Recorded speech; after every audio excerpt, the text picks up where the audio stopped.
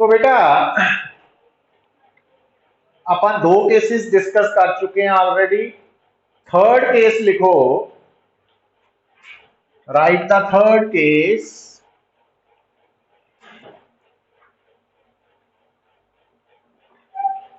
when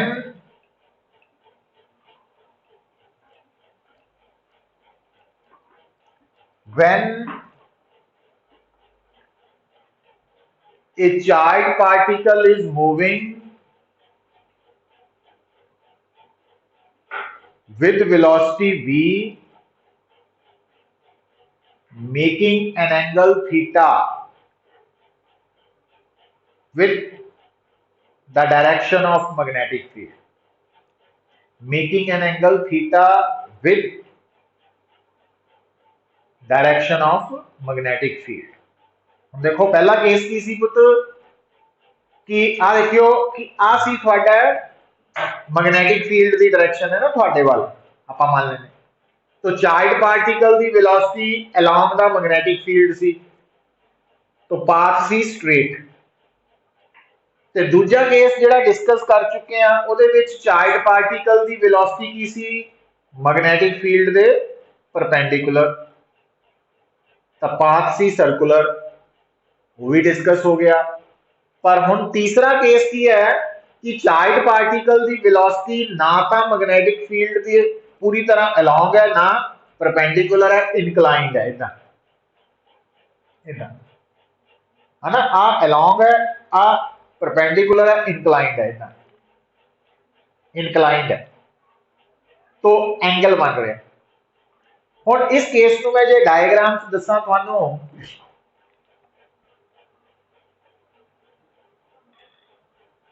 x axis, Y axis, Z axis, origin, तो आ बेटा मैग्नेटिक फील्ड है। मैग्नेटिक फील्ड है तो मैग्नेटिक फील्ड की डायरेक्शन किधर नु है, अलोंग एक्स एक्सिस आप मान ली ना। तो चार्ज पार्टिकल की वेलोसिटी किधर नु है पुत, तो चार्ज पार्टिकल की वेलोसिटी मैग्नेटिक फील्ड के नाल एंगल बना रही है। और ये चार्ज पार्टिकल की वेलोसिटी आप मान लेने किहड़े प्लेन च है, सपोज एक्स जेड प्लेन च, एक्स जेड प्लेन च मान ले।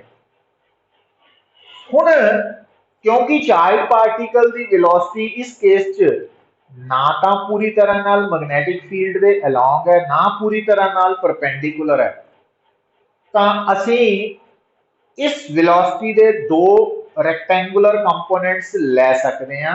एक कंपोनेंट जेड़ा कि मैग्नेटिक फील्ड वाल होए तो वो हो जाएगा बेटा आ वाला v cos थीटा, ते दूजा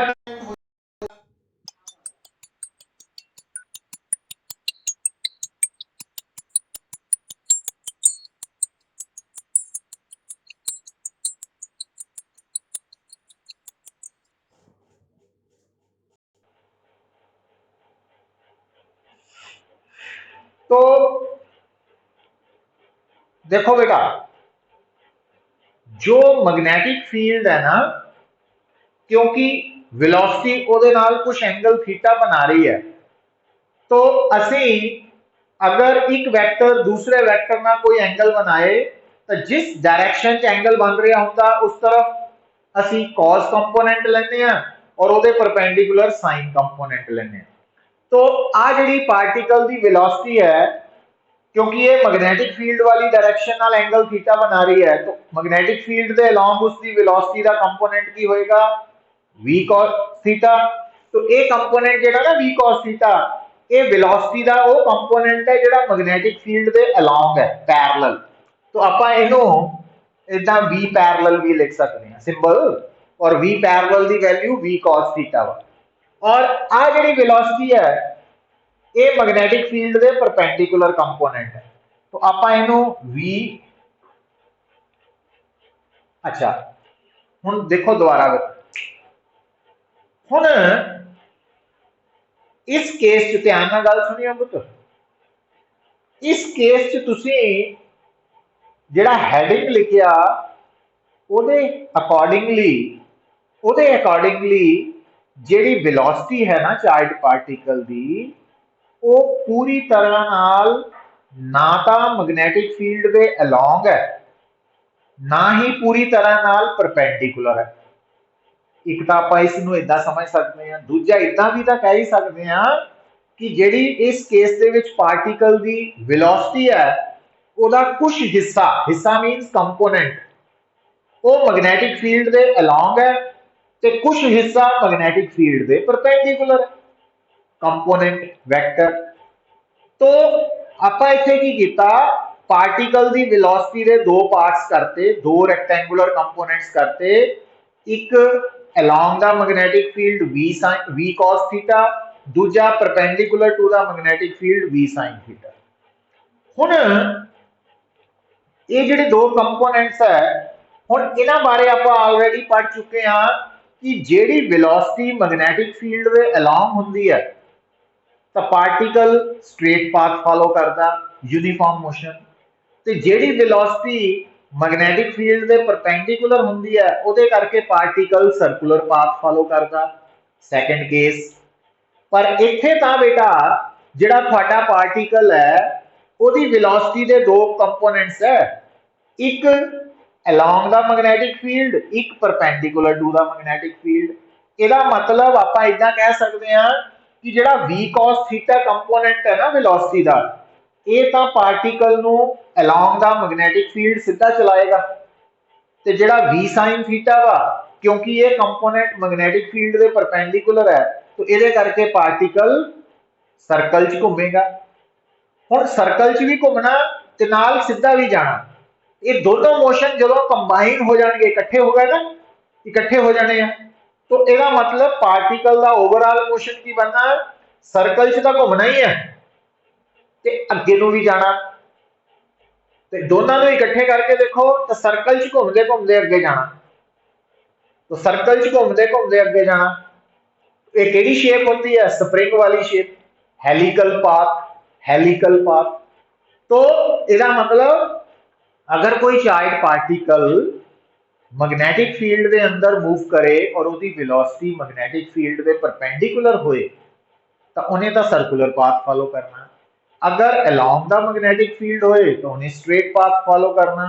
पर जे ਉਹਦੀ ਵੈਲੋਸਿਟੀ ਨਾ ਪੂਰੀ ਤਰ੍ਹਾਂ ਨਾਲ ਅਲੋਂਗ ਹੈ, ਨਾ ਪਰਪੈਂਡੀਕੂਲਰ ਹੈ, ਇਨਕਲਾਈਨਡ ਹੈ ਜਿੱਦਾਂ ਕਿ ਇੱਥੇ, ਤਾਂ ਉਹਦਾ ਕਿਹੜਾ ਪਾਥ ਹੋਣਾ ਬੇਟਾ, ਹੈਲੀਕਲ ਪਾਥ। ਔਰ ਇਹ ਜਿਹੜਾ ਹੈਲੀਕਲ ਪਾਥ ਹੈ तो ਇਹ ਦੇਖਣ ਨੂੰ ਕਿੱਦਾਂ ਦਾ ਹੋਣਾ, ਇਦਾਂ ਦਾ। तो हेलिकल पाथ स्प्रिंग वर्गा। तो हुण बेटा ये जिहड़ा हेलिकल पाथ है, इहदे नाल आपां तीन टर्म्स जोड़नियां, एक रेडियस, दूजा टाइम पीरियड ते तीजा पिच। हुण देखो जिहड़ा हेलिकल पाथ है उहदी रेडियस की वैल्यू दा फार्मूला तां उही है जिहड़ा आपां सर्कल लई कीता सी, की सीगा,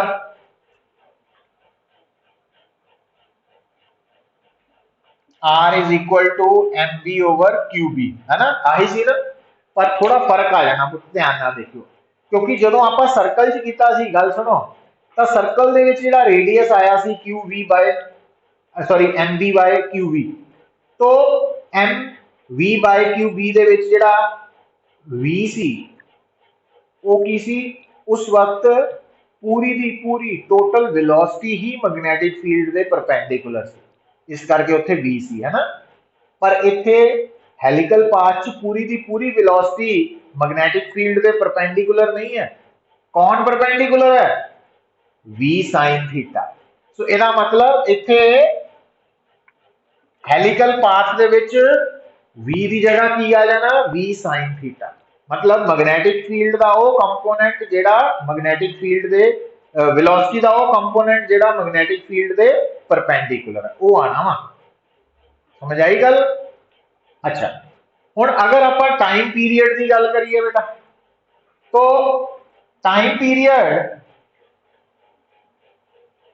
दा फार्मूला की हुंदा पुत्र, 2 पाई r ओवर v, याद है ना। पर फिर दोबारा देखो, क्योंकि सर्कल के केस दे विच जिहड़ी पूरी वेलोसिटी सी v वो सर्कल च घुमा रही सी, पर इत्थे सर्कल च कौन घुमा रहा, v नहीं घुमा रही, कौन, v sin थीटा। तो इस करके इत्थे 2 pi r over v sin theta आ जाना। तो r की वैल्यू पुट करो बेटा,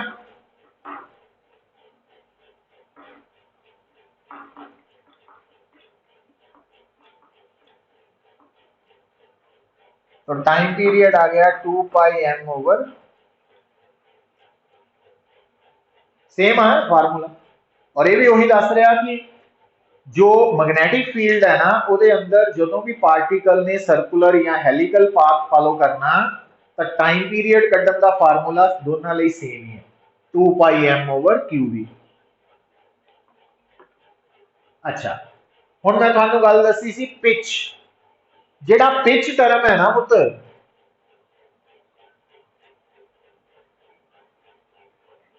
ਉਹਨੂੰ समझो।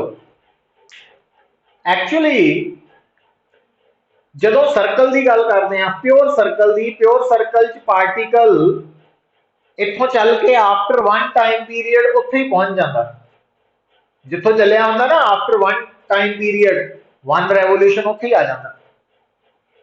पर हेलिकल पाथ च की हो रहा कि पार्टिकल जिथों स्टार्ट होया आफ्टर वन रेवोल्यूशन उत्थे नहीं पहुंचेगा। क्यों नहीं पहुंचेगा? क्योंकि आ जिहड़ी v cos थीटा कंपोनेंट है ना वेलोसिटी का, ये पार्टिकल नू अगे नू पुश कर रहा, अगे नू शिफ्ट कर रहा।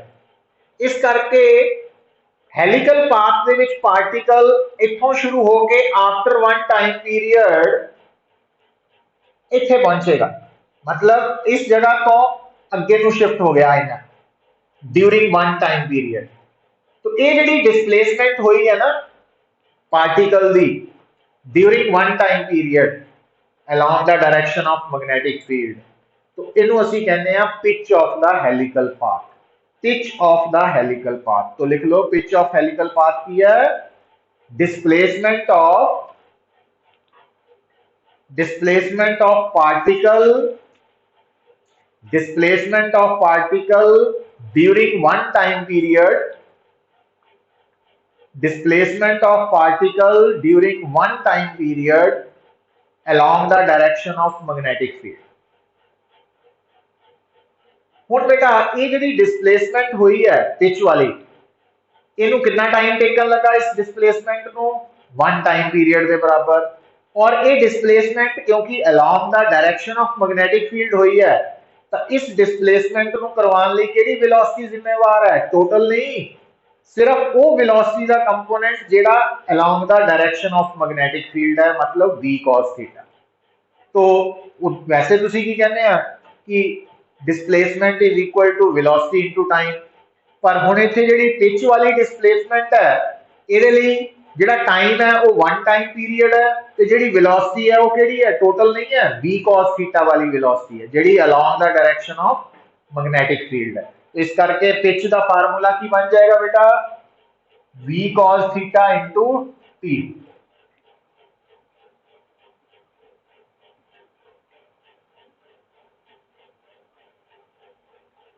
तो ये पिच का फार्मूला आ जाएगा। तो जिहड़ी बेटा पिच है, जो रेडियस है या time period of helical path है, तो वो डिफरेंट फार्मूलाज याद करने पैणगे तुहानू। तो क्योंकि डायरैक्ट क्वेश्चन ये आने हैं, तो ये गल याद रखो कि अगर चार्ज पार्टिकल मैग्नेटिक फील्ड के अलॉन्ग मूव कर रहा स्ट्रेट पाथ यूनिफॉर्म मोशन, अगर पार्टिकल मैग्नेटिक फील्ड के अंदर परपेंडिकुलर डायरेक्शन च मूव कर रहा है ना, तो सर्कुलर पाथ ते जिहड़ा मोशन यूनिफॉर्म सर्कुलर मोशन। ते जे पार्टिकल की वेलोसिटी ना तो along the magnetic field है ना परपेंडिकुलर इंक्लाइंड है, तो हेलिकल पाथ। और हेलिकल पाथ के लिए रेडियस टाइम पीरियड ते पिच तीन टर्म्स आ जाएंगे। जबकि हुण गल नूं सुनो, ये जनरल हो गया ना काम, इनू ध्यान दिओ, क्योंकि जे तुहाडा particle along the magnetic field है बेटा, तो थीटा की हो जू या 0 डिग्री पैरेलल केस, ਤੇ ਜਾਂ 180 डिग्री एंटी पैरेलल केस, ठीक है। तो वो तुसी तीनों अगर परपेंडिकुलर टू मैग्नेटिक फील्ड है तो थीटा 90 हो जाएगा। तो तुसी इन्हां दे विच रिजल्ट्स पुट करके जे मान लो यही तीनों रिजल्ट्स थीटा 0 लेने हैं या 180 लेने हैं तो वो पहला केस आ जाएगा। जे तुसी थीटा 90 लेने हैं तो सेकंड केस आ जाएगा। तो जे थीटा ना 90 है, ना 0 है, ना 180 है, 60 है, 45 है, तो फिर वो हेलिकल पाथ आ जाएगा। तो ये जनरल फार्मूला है जिहड़ा कि तुहानू याद होना चाहिए। सो इत्थे तक बेटा किसी को कोई किसी तरह की प्रॉब्लम